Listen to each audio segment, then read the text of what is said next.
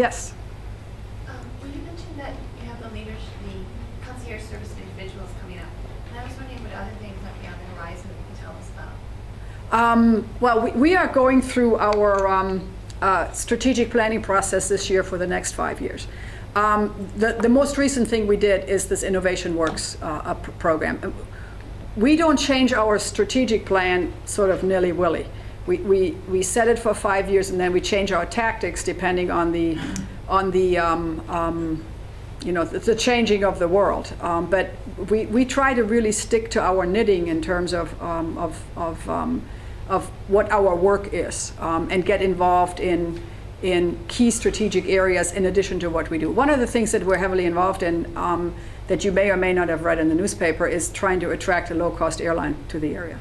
The issue of the airport was in the paper the other day, so I'm not speaking out of school. But we're leaking an awful lot of traffic out of Grand Rapids to Detroit or to Chicago.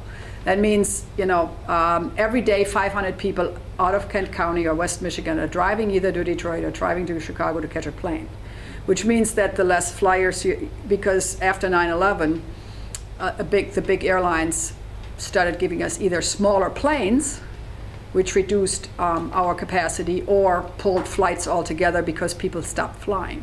And Gerald R. Ford International hasn't gotten bigger planes again, and they have not reinstalled the flights that have been dropped. So if you're trying to fly out of here, you may have a hard time getting a flight because they have load capacity now of over 80%, which means essentially planes are full all the time, coming and going. And our costs have risen because we have demand that isn't met by supply, which means cost goes up. And we're the only community in our size region that doesn't have what's called a low-cost carrier, like a JetBlue or an AirTran or whatever, which drives our prices up. So that's a very big issue, both for business as well as personal travel. I know a lot of my staff members with children drive to Detroit because you can often save $200 a ticket. And that makes certainly up for the parking. So that's another issue that, while it isn't directly ours, it impacts the work we do, and we collaborate with other organizations like the Convention and Visitors Bureau and the Chamber of Commerce, and helping the airport try to figure out how we can fix that problem. So that's another thing we're involved in. So you had it? Well, you're in a room with a bunch of apprentice leaders. All of these Absolutely. people are in formation to become great leaders in whatever endeavors they're going to choose in the future. Birgit, you've worked around a lot of leaders. What are the 3 top leadership traits? Oh God, I knew you were going to ask me that, or something like it. Job, you know? Have a vision. Bring people into that vision. You can't impose it on anybody. You have to really engender that enthusiasm you can't just tell somebody, this is my vision, just buy into it and away we go. Create a mission and a strategy around that, with that team, to decide where you're going to go and then execute. I think you have to be able to engender enthusiasm in your team. I mean, if you meet any one of my people and of my staff members, and they're not my people, they're my colleagues, they are all bought into our mission of making this region successful. And you can't do that if they don't. Honesty, integrity, I mean, I know that's more than 3. That's good. Straightforwardness, which I come to by birth, from where I'm from. And authenticity is probably, to me, the most important thing. Be true to who you are. I mean, if you can't be authentic, and sometimes in my case I have to preface this with I'm going to be my German self, but I will always be true to myself. I don't dissemble terribly well, but so to me authenticity is probably one of those things it's very important to me from another person too. Okay. As a follow-up to that, what would you say to students who are at the end of their careers as students, the best preparation for them to take those next steps to become really effective leaders? If you are, I have benefited from mentors. Yeah. Okay. In my case, they were all males because of my generation. But somebody a long time ago gave me an opportunity in this business. I didn't even have my degree yet. I was a young immigrant working full-time and going to school part-time at Western down in Benton Harbor, St. Joe on their off-campus. But he mentored me. When I started to develop, I had another mentor. This one, a very successful attorney, but get a really good mentor who will give you feedback that's honest, that's open, that's authentic, where you can, and someone you can learn from and respect. It could be in your job, it could be in your church, it could be in an organization. We talked before lunch about Inforum, which is a women's organization for professional women with about 400 members. So that you can learn from somebody else's leadership skills. And then observe. I learned a ton from just observing how my board worked.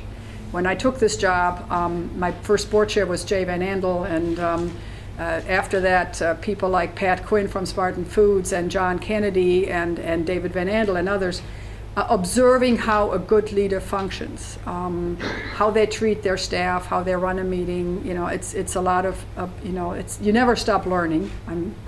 I'm still observing my board members. I'm still learning from people like Tom.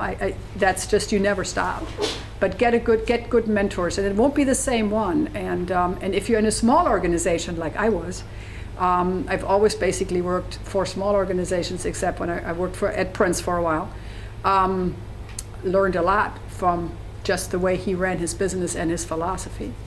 Then find yourself a mentor outside of your own organization. It could be a business leader with whom you meet regularly. And what I find about West Michigan is that everybody here is pretty willing to share. When we have somebody, for instance, who comes in and says, I'm looking for a job, can you connect me? I've never had somebody say, I don't want to meet with you. So mentoring, observing, but I think mentoring to me was one of the biggest things in my career outside of my formal education. Do you consciously mentor? Yes. Sometimes consciously, where I've been asked, would you mentor me? Mostly young women. Sometimes unconsciously, and a young woman who's leaving the area said, you've been a great mentor to me, and I'm like, hey, what?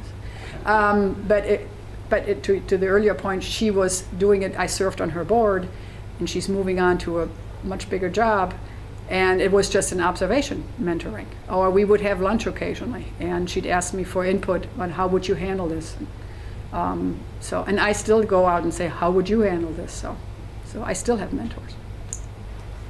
Okay. Any other questions? Jude? Thanks very much. All right, thank you.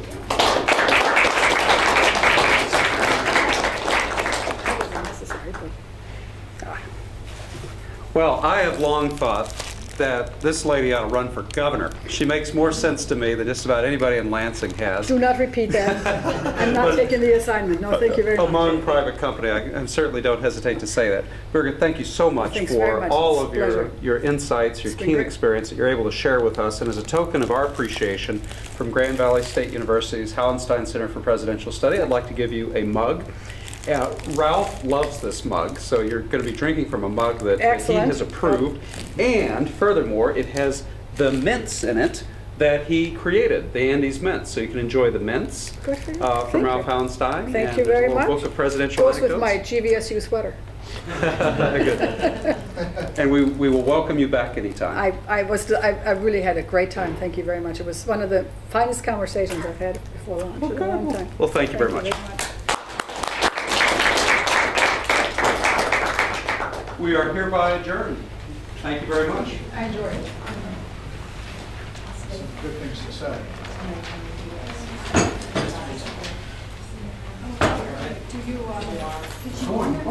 Let's make sure. Anybody wants some? I'll take the rest of them home. We have literature for you, Mark. It's okay. I mean, do you want to keep a few and Yes. We have some. Yeah, thank you guys. Thank you.